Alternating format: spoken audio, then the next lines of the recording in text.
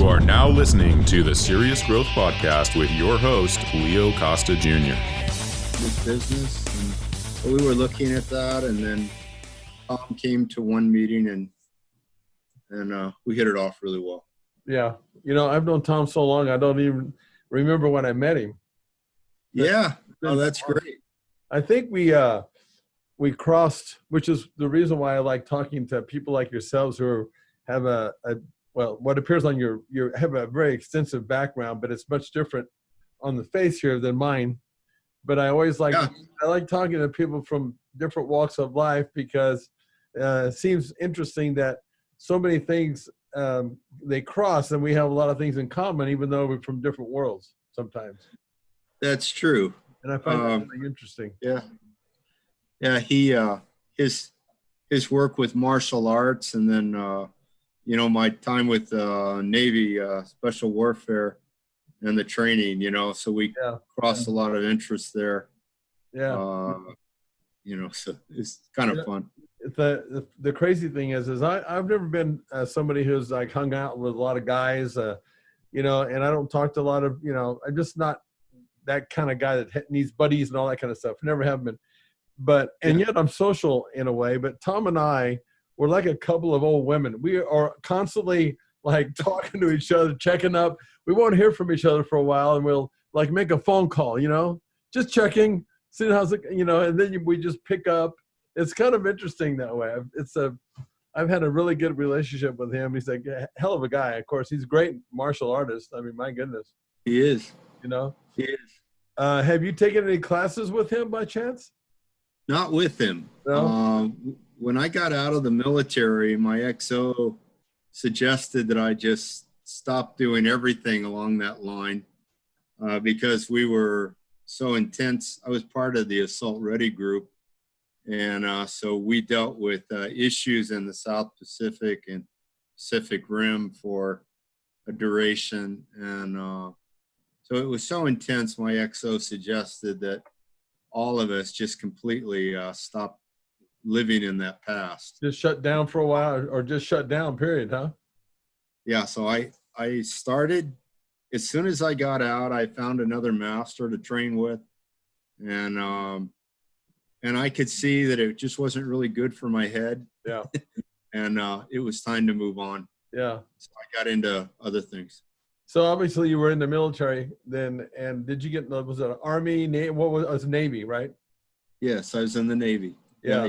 And then, right behind me there. Yeah. And then you, special warfare, what does that mean? Special warfare is a group of people. It's boat units, SEAL teams, EOD, underwater demolition. Just a little special group of people with the Navy. Yeah. Combat sailors, we call them. Oh, okay. I lived with a roommate who became a SEAL, and he was crazy before he went to be a SEAL. But when he came back, oh man, he was really interesting after that. he was different. I guess he would be. I mean, some of the stuff that he told me, that was done, and their training and everything. And when I played football, we had one of our training camps was at Coronado Island. And really? So we were on the base there, and it just so happened that the time that it's like a 2-week or 3-week training camp for us. It just so happened that when we were there were SEALs teams, and there were some groups there training. And so I got to see some of that stuff, it was insane. I mean, these guys, every morning really early, you probably know all this. I mean, every morning really early, they were running with a raft over their head, and, and then all the different things that they did, putting them in pools underwater oh my goodness, I couldn't believe it. It's crazy stuff, huh? Yeah, crazy stuff. I lived on that base for 4 years. Is that right? Yes, there in Coronado. Oh, be darned.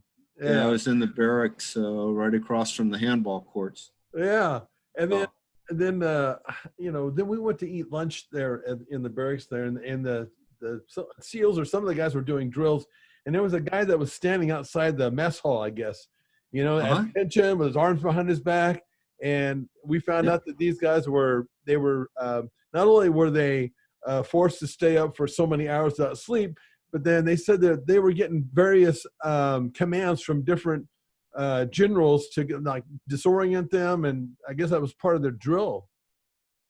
Yeah, that's called BUDS. It's Buds. basic underwater demolitions. Yeah. Oh. Yeah. Yeah, we used to. Listen, welcome to Serious Growth Podcast. Thank you. I appreciate you coming on today. I see here in your bio, a developer of real estate. It's the first thing you listed, of real estate, transportation, and communication systems. Why don't you tell me a little bit about what that means? Yeah, I'd be glad to. I started off with my dad building houses and commercial buildings, and then went into the Navy. And of course, they always make use of whatever skills you have. So I built a special warfare maintenance building and designed it and built it myself. And then when I got out, I went back into real estate. I had completed my BEE in the Navy in electricity and electronics, and then was able to get into helping build a network around the United States and mostly in California on telecommunications. We built 22,000 miles of fiber optic cable, and then provided service to over 3,000 schools and businesses here in California. Along with that, I worked with Fleetwood Enterprises, and we had 50 manufacturing plants around the country, and we were doing 30,000 homes a month. So in addition to that, I was building and flipping homes myself, and building commercial buildings. So you're like obviously you had your real estate license, and you were a contractor in the whole business, right? No, it's funny. I was asked yesterday, so, what is your background? I said, well, I'm an English teacher. Oh, wow. So I went to school for 6 years to be an English teacher. Is that right? But did you ever teach English? I did. I taught for a little bit, and then went into the Navy, and then completed my electricity and electronics, and so then I just never really got back to teaching. Back in the 80s, it didn't pay enough to support a family. Yeah.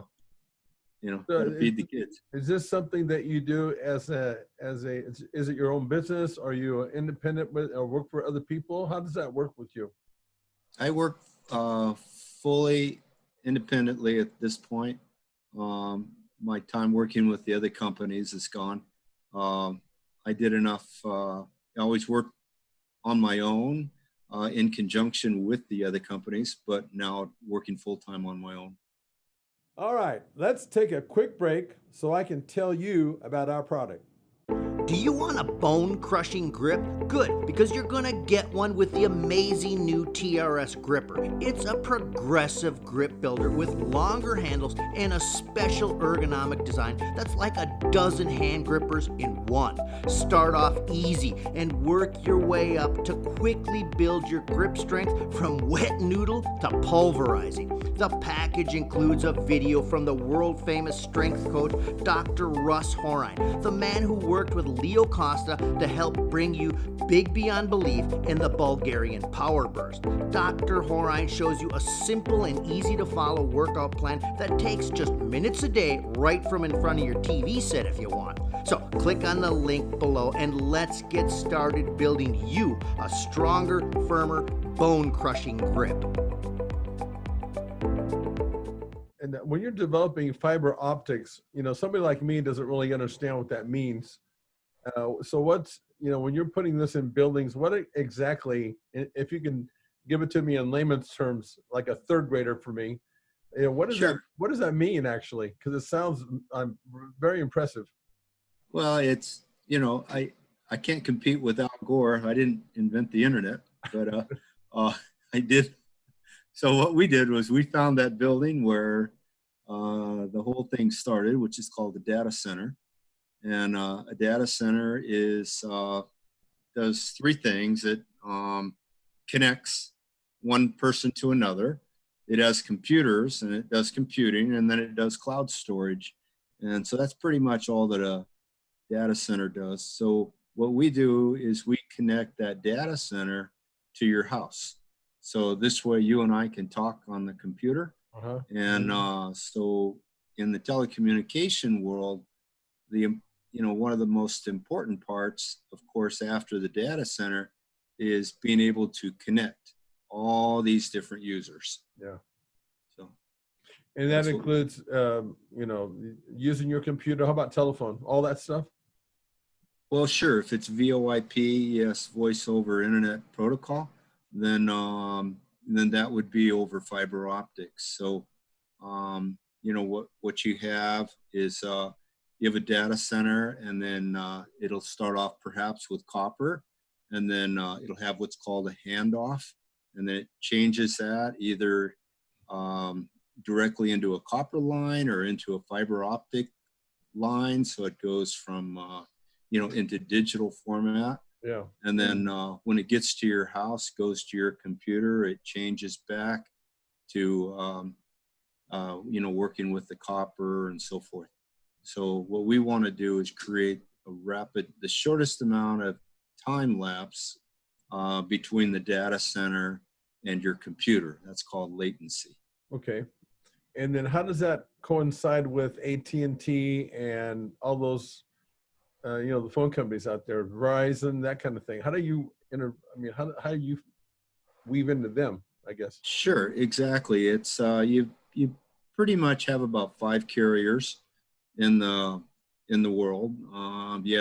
So if you look at a telephone pole, up high you'll see the power, and then down closer to the ground you'll see several strands of looks like wire, but it's these days most of it is fiber optic cable.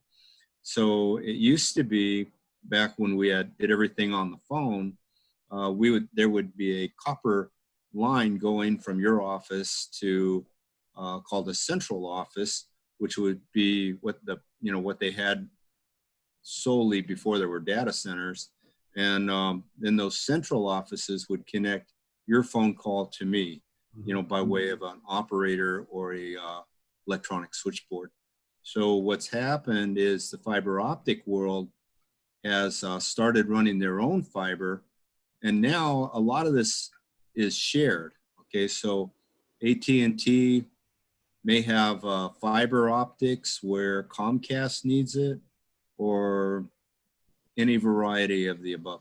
So most people are using the infrastructure to help each other out. Okay. And what about security? How I hear things like we're being watched through our TV. And again, I don't know if this even ties into what this fiber optics and stuff. I'm assuming it does, but is that real? I mean, is security an issue, and do you deal on that side of it? Yes. Part of what I did in the Navy, I was the ComSec officer for Seal Beach Naval Weapons Station in Seal Beach, California. Pretty significant base for security, very important. And so I taught security there, and then taught it also in Coronado. So everything that Edward Snowden said is absolutely accurate. Is that right? And far beyond. So no kidding. I was in a conference recently with some of the most significant people in cybersecurity, and I walked up to the fellow after his monologue, and so I said, David, everything you said is nonsense. And he said, yes, I do. I said, okay, just wanted to make sure we were on the same page. Wow. So the whole idea of cybersecurity is it's non-existent. There is no way to detect someone being active on your line. They have ways of manipulating everything that goes on the fiber optic cable. So there is no such thing as cybersecurity. It's like the difference between water resistant and waterproof. Really? So yes. if I'm understanding you, then there's nobody I mean, I'm assuming there's somebody that can tap in that's running the behind the scenes, but you're just saying that that is secure. Is that what you're saying? I'm saying that there's no such thing as cybersecurity. So is it? I don't mean not real warm and fuzzy. No, that's okay, because I just want to understand. So are we just exposed to a lot of stuff out there? You know, there are people that are mining data. Saudi Arabia, for instance, knows as much about you as Google does. Oh my! It just goes on and on. So everything that goes across the airways is now wide open. It's everybody knows everything. There are no secrets anymore. Wow. Yeah. Are you afraid to talk on the phone? No, not really. A guy told me one time, it's not how much you accomplish, but how spotless you maintain yourself. Yeah. I would think that would be a pretty difficult thing for me, though.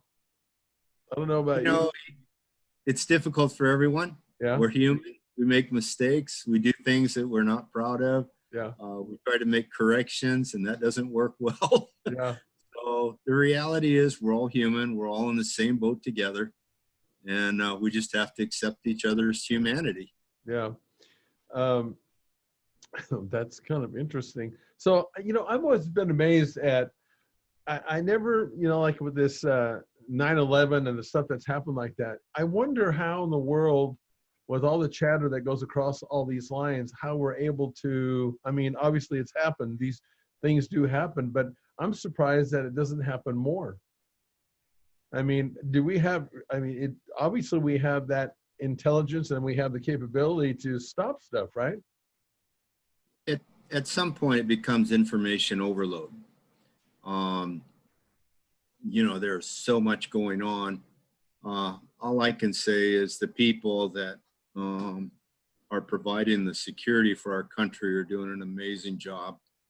We will never see what goes on behind the scenes. The reality of special warfare is that they are active, operating in over 180 countries, taking out 2 operations in each country every day that we live. So these things that we see, whether, we can read all of the conspiracy theories, but it's hard to really put your finger on what the truth is. That is a true statement. I think about that all the time, with all the stuff that's going on. It's like, I don't even know what the hell's the truth or what's not the truth. I start, one of the things that how I get to the truth sometimes, for example, if I'm looking for a dentist, okay, in a town that I'm not in, if I ask enough people, I'm probably going to get, this dentist, the same dentist is going to come up that's either a really good one or one that's not, So I think, okay, there's my truth right there. But I don't know, like with, all this information that comes across, it's like, I don't even know where the hell I stand. Yeah. 50% of them graduated in the bottom half of their class. That's comforting. Yeah.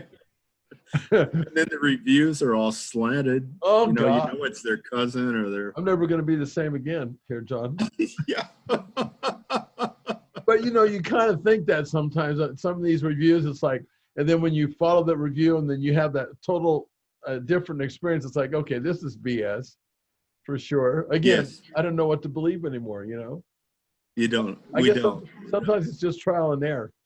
Trial and error. If it works for you, fine. If not, kind of like in training, there's so many people out there in my industry, for example, that, they just, if you ask 10 different people, what's the best exercise or what's the best way to train for putting on muscle, you're probably going to get 10 different answers, True. It's just like that.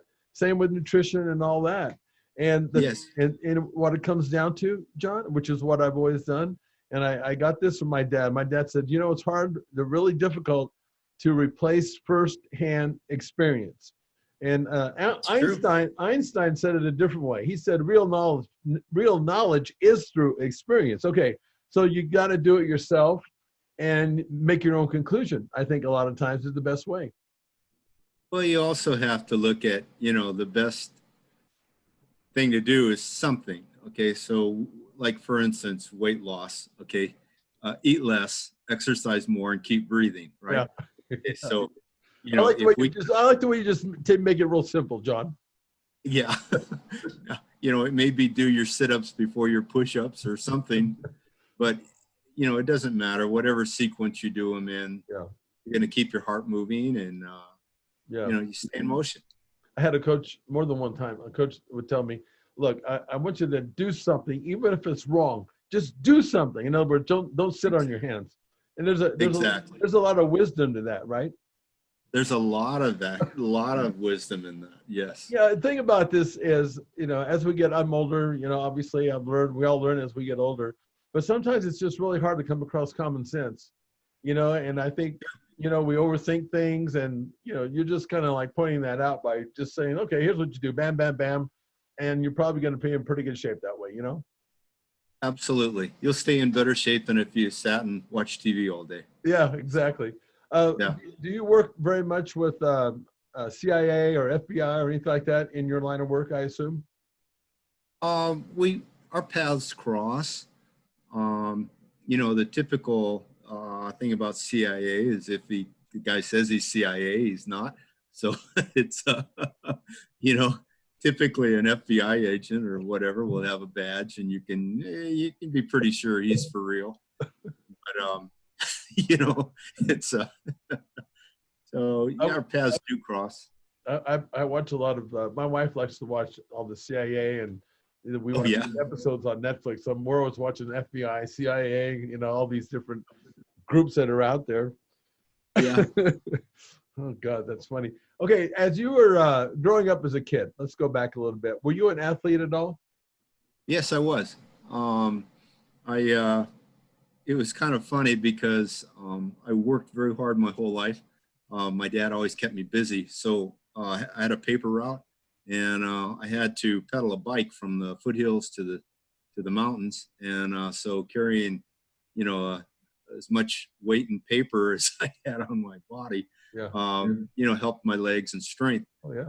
So I was in good shape, but I never learned the rules of sports. So, quite often playing football, I'd have to look at the sideline and ask the coach which direction to go once I'd received the ball.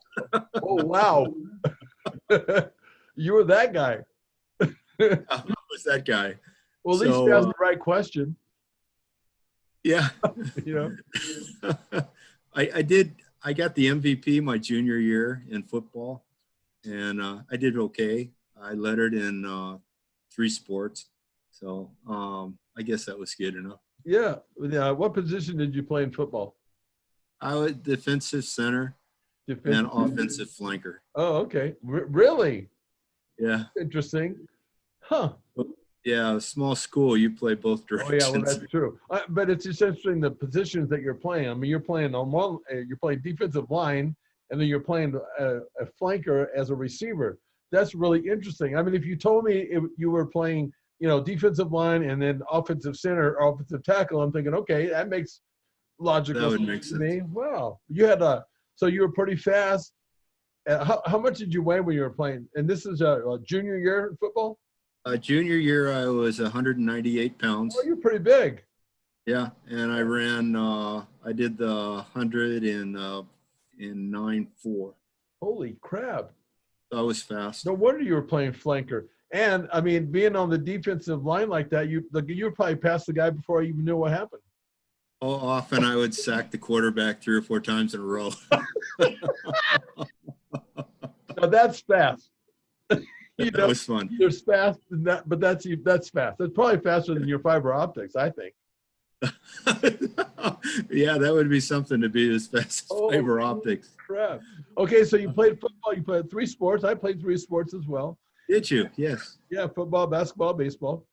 Which one did you like the most? Well, I loved football because it was, I grew up on a farm and a dairy, and we were raised rough and tough, and Yeah.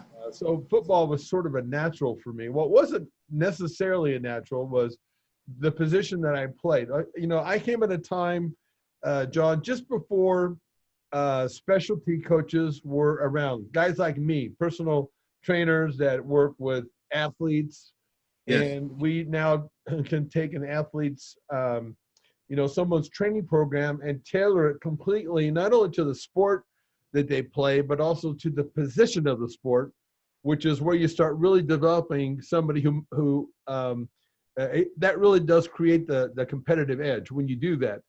It'd be the difference. I mean, I'm not telling you anything you don't know because you're really a smart guy. It's like developing a fiber optic that's just general compared to something that's very specific to a need, I guess. Mm-hmm. I'm making it up.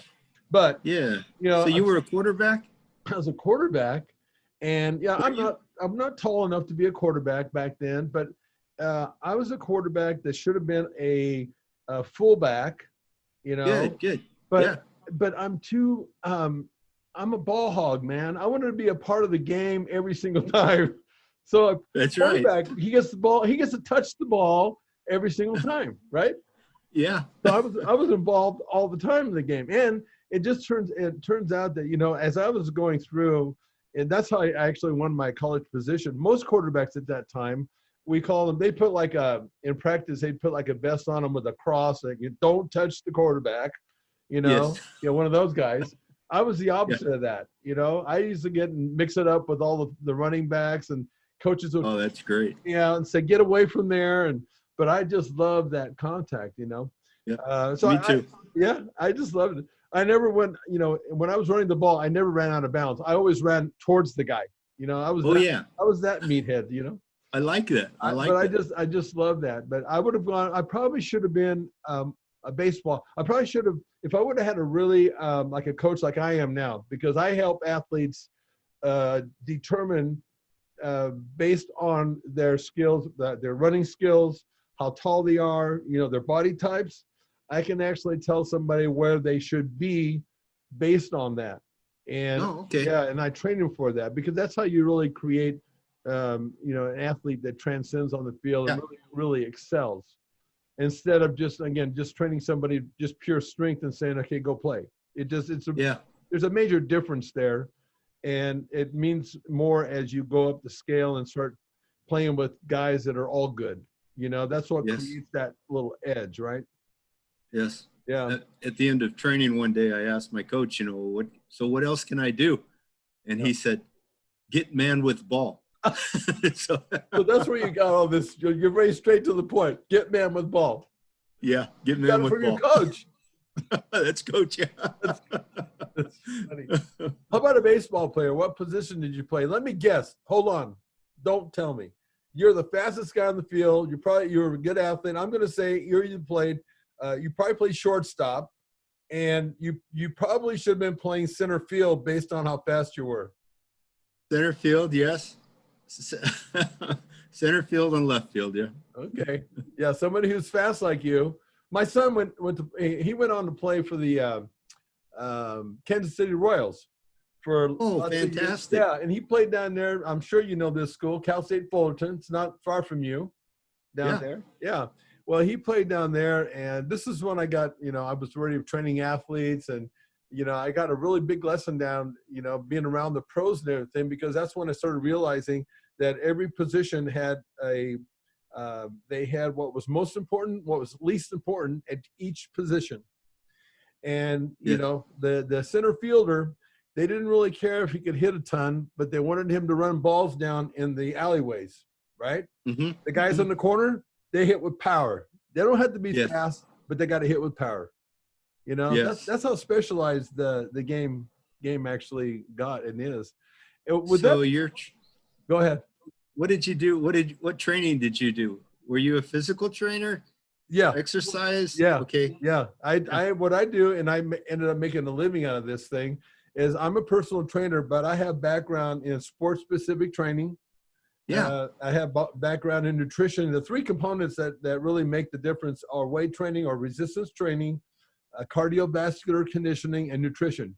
Those are the only three components that one needs to manipulate, besides mental techniques. This is where Tom comes in. He's really big into that, as you probably know.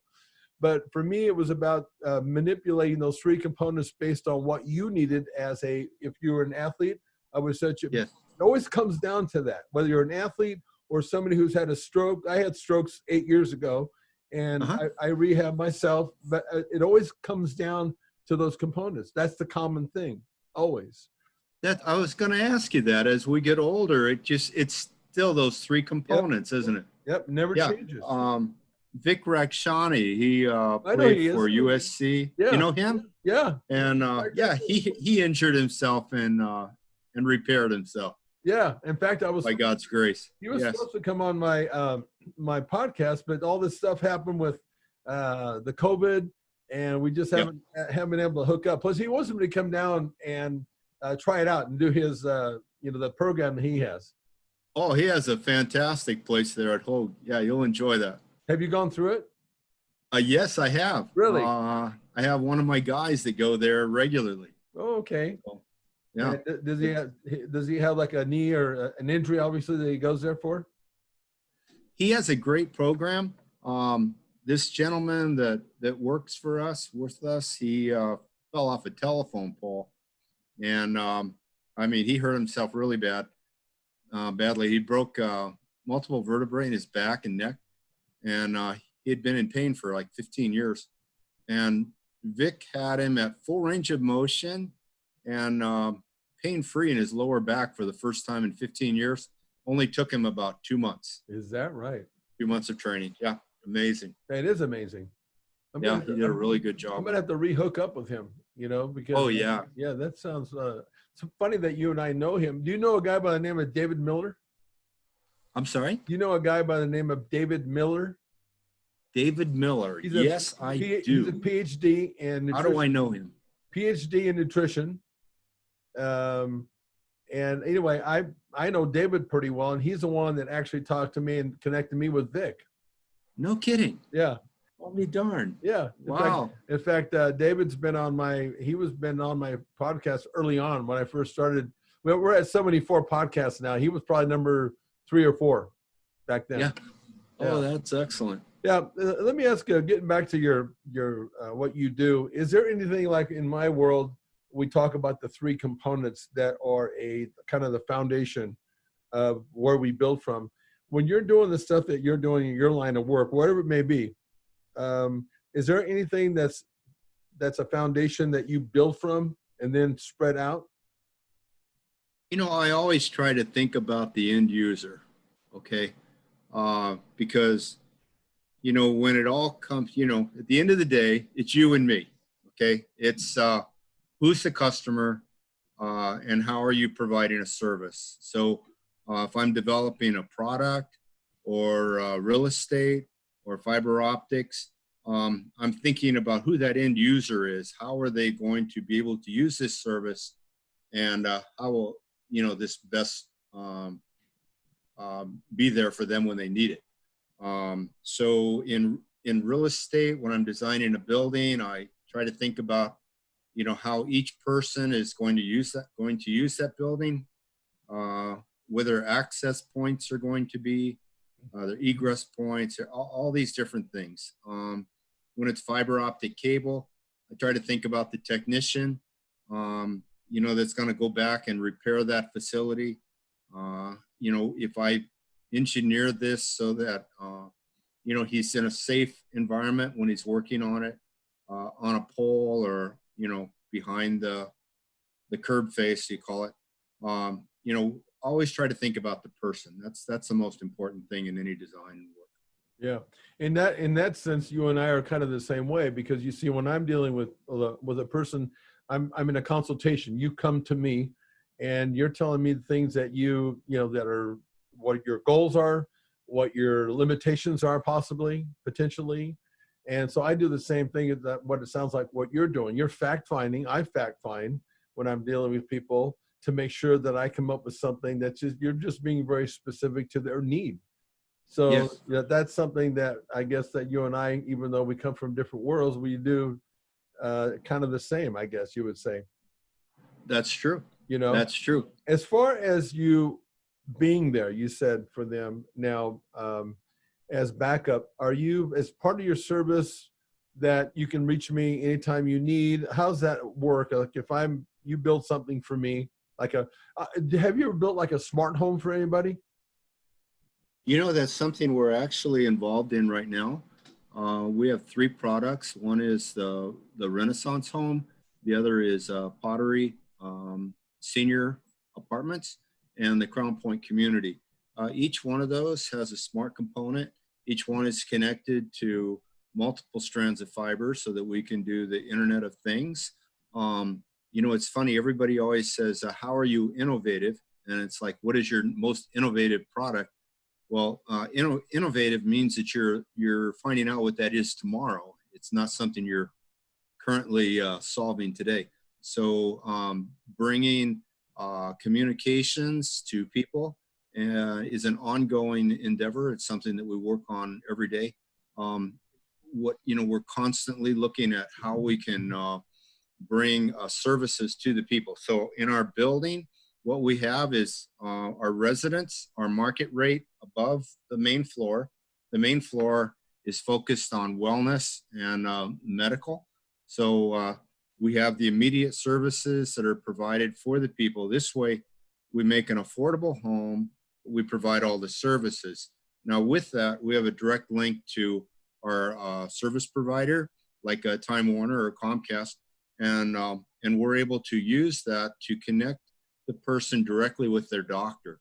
So working closely with some IT people in making systems where you can sit at your computer, communicate with your doctor. He can check all of your vitals the way you and I are talking right now, and you can monitor how I'm doing and keep accurate records, which is the most important thing in any kind of healthcare. You know, that's interesting, because it's been, for the first time, and again, this is talking to a doctor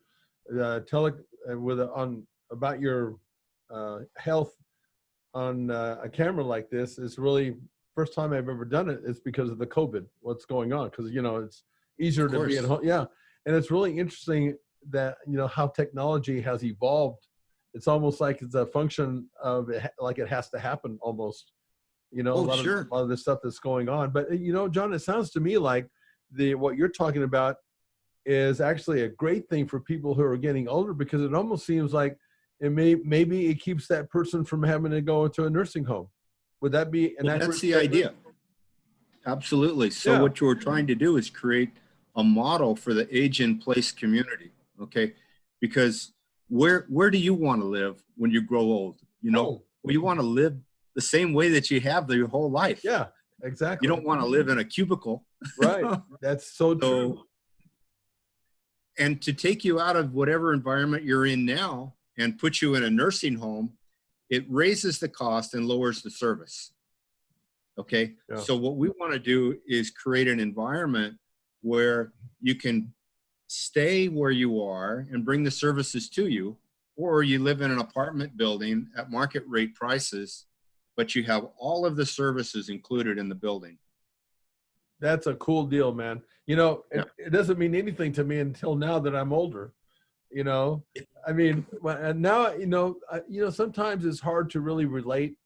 I know my dad, now I'm talking about my dad. Both of my parents have now passed, but, my dad was at a point in his life where we had to make a decision. Either he was going to come live with the kids, which he couldn't, because he had too many underlying problems where he needed 24-hour care. And I'm going to ask you about that after I make this little comment about the care. But something, John, what was really a hard thing was having to make that decision to send him to a nursing home. And I didn't realize how terrifying that must have been for him. I mean, you can kind of relate, obviously, but now that I'm older, it's like, holy shit, I do not want that to happen to me. And yet we put him there. I mean, we sent him there because we couldn't take care of him. Yes. So, man, to think that you can hold on to a little more like what you're used to, and it's a lot. It was sad, you know, as Yeah. you might know, to go into that nursing home. And yeah, it was a sad deal, but it was like the lesser of two evils for him. So can you see when you have somebody who's got extensive problems like that needs care, how does that going to factor into these smart homes? How would that work? How would that look then at that point? Absolutely. And this is, I've had 2 assisted living buildings in Las Vegas, and one on Flamingo and Durango and the other on Washington and Lamb. But both of these facilities, what I realized was the transportation for an older person is probably one of the most difficult things. Okay. We can't see as well, we can't hear as well, but we still want to have some dignity about ourselves. And so here we are in our environment, but we need to go to the doctor, and transportation's a problem.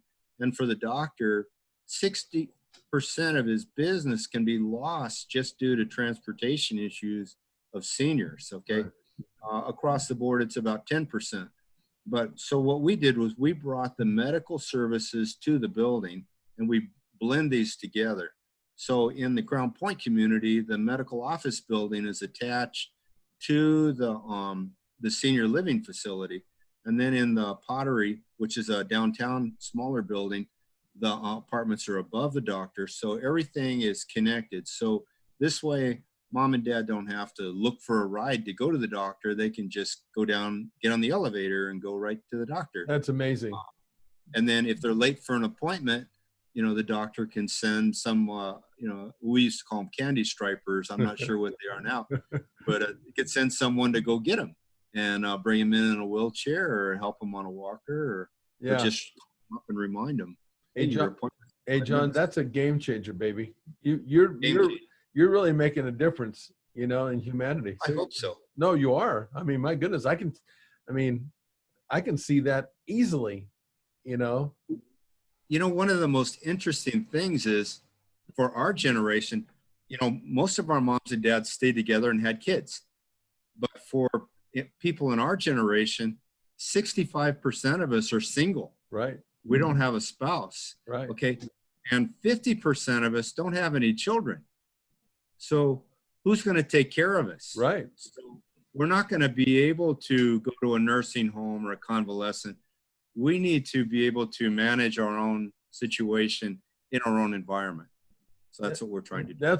That's amazing. I mean, was this sort of a natural evolution as far as getting into that side of it for you? I mean, what made you want to go into that? Is it because you're getting older, or what took you there?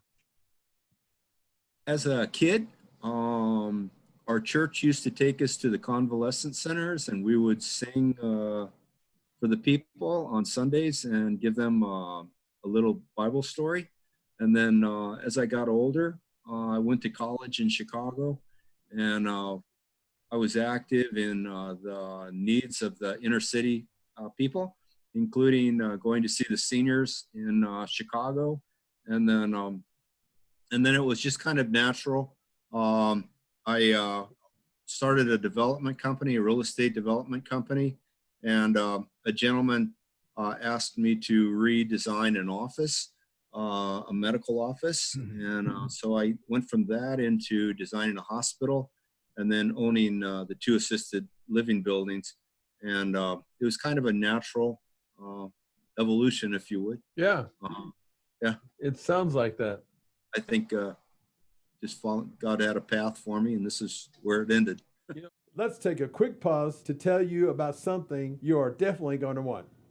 Do you want a bone-crushing grip? Good, because you're gonna get one with the amazing new TRS Gripper. It's a progressive grip builder with longer handles and a special ergonomic design that's like a dozen hand grippers in one.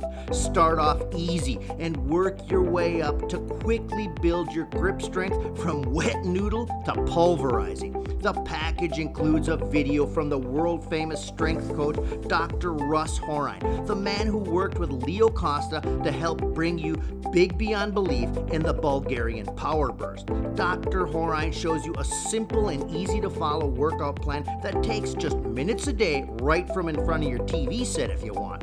So click on the link below and let's get started building you a stronger, firmer, bone-crushing grip.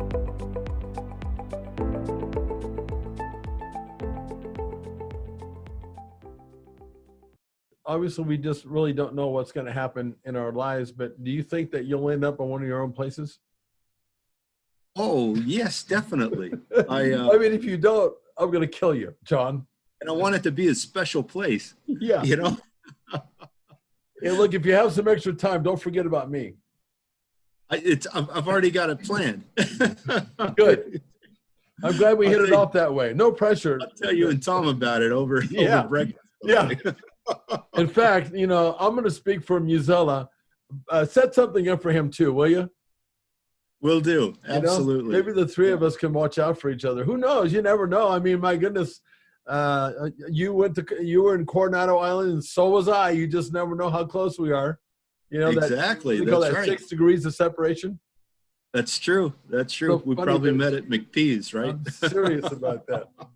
So what are you doing these days now? Where are you at now? I mean, I'm assuming you're doing this like these smart homes, but what else are you kind of, where's your mind at right now? Where are you going with all this in your life? You know, we're working on expanding the pottery model and the crown point model. So we don't want to just build one of these.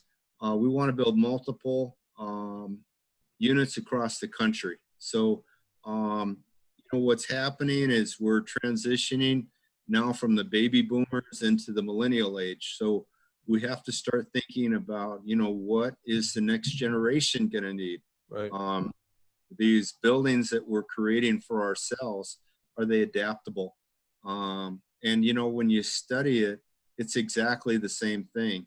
The only difference is you and I, the most important thing when we were teenagers was buying a car and being able to go somewhere.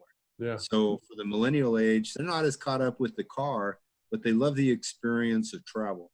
So if we can put a boutique hotel component with our buildings, then this millennial age will be able to go from building to building in kind of a timeshare fashion or a shared ownership, and they won't be tied to one building. They'll be able to. That's interesting. It almost sounds like the those in Vegas, the different themes of hotels where you can have all these experiences inside of one big hotel, right? Yes, yes. One of the things I did was I got to help design and build the Amtrak Superliner back in the 70s. And so I would love to get back into that. I helped design 3 rail systems for South Korea. And, you know, I mean, the icing on the cake, if I can do it, I would love to link our buildings with a monorail. Oh, that'd be great, huh? Yeah, it would. Yeah. Wow. You have an interesting life, John. Do you think that? It's been a lot of fun. Yeah, I'm having fun with you. I'm having fun. I'm enjoying your life by you telling me some of these stories. I mean, It's pretty amazing, you know. I'm glad that we finally reached middle age, you know. No kidding. You know, one of the things I get a sense from you, because I'm lucky that I'm in something that I love doing. You know, I was born and raised on a dairy, but you know, even in my culture, Portuguese, it was supposed to be left, you know, to the next generation, and I screwed that up. I broke that cycle, you know, and maybe you can understand this, and maybe you can't. But when you do that, back in those days, it's like, bad boy, you shouldn't have done that. You know, yes, you're the outcast and the, you know, the rebel and all that kind of stuff. But John, I got into something that I love and I have passion for. And, you know, I know that you know this because I sense that you have passion for everything that you're doing. And, absolutely. And that in itself, that's one of the things I'm really lucky. I don't know how old you are. I'm 65 and I am so damn lucky because, you know, I'm excited about getting up every morning to do what I do, John. And most people don't get that luxury, I don't think. Oh, that's true. I turned 64 a week ago. And so I told my wife I finally reached middle age and looking forward to the next 64 years. I love it. Hey, if you need somebody to put you on a really good program, like a good exercise program, and don't just say yes. Don't forget me. Okay. Okay. Hey, I know what we could do. We can just set a smart home up, and I can do all the training and the nutrition, and Tom can lie to us and teach us martial arts. And I like it. And you can talk to us about fiber optics, so I can finally get it. I like it. We can do that. There you go. John, before we go today, this has been very fascinating and interesting talking to you. You're an interesting gentleman. Is there anything that you would like to, on this podcast, would you like to promote anything and the things that you're doing? We're always looking for people to join us in our ventures. We're looking for investors, of course. We invest everything that we make back into our products. Anything we can do to help the veterans. One of the projects we're doing in Pacific Palisades is Crown Point Pacific Palisades, and it's for 129 high net worth individuals on one side, and then the caregivers will be women veterans with children. So this will provide homes for 300 women veterans, and they will be trained in the nursing skills to help these people in the assisted living environment. So it's a real beautiful spot and a beautiful model of something that, veterans who are, built to serve. Our job is to help other people. And then so we can give that back to the women veterans that have served our country that now have children and live alone. We'll provide housing for them and education for their children. And this is something we're very much looking forward to. Is there a website? Is there a website that people can go to get more information? There is. It's you have to put it in the top line. It doesn't work in Google very well, but it's crownpointglobal.com, and so that's Crown Point. That's with no E on the end. Okay, so CROWNPOINT global GLOBAL.com, and it's a crude website, but it'll connect you to us, and then we can move forward from there if you'd like to participate. Nice. We love anyone help. Very nice. Again, seriously, it's been really fascinating talking with you, and my pleasure. Maybe, like I said, maybe one of these days we'll cross paths again. I do really appreciate you taking the time to come on and talk with us. Oh, my pleasure. Pleasure meeting you, and look forward to our next visit. Okay, John, you take care of yourself, okay? Okay, you too now. See ya. Take care. Bye-bye. Thanks for listening to the Serious Growth Podcast. For more episodes like the one you just listened to, subscribe to us on your mobile podcast app and leave us a review. If you'd like to reach out, you can find us online at seriousgrowth.com. Until next time, train smart and train hard.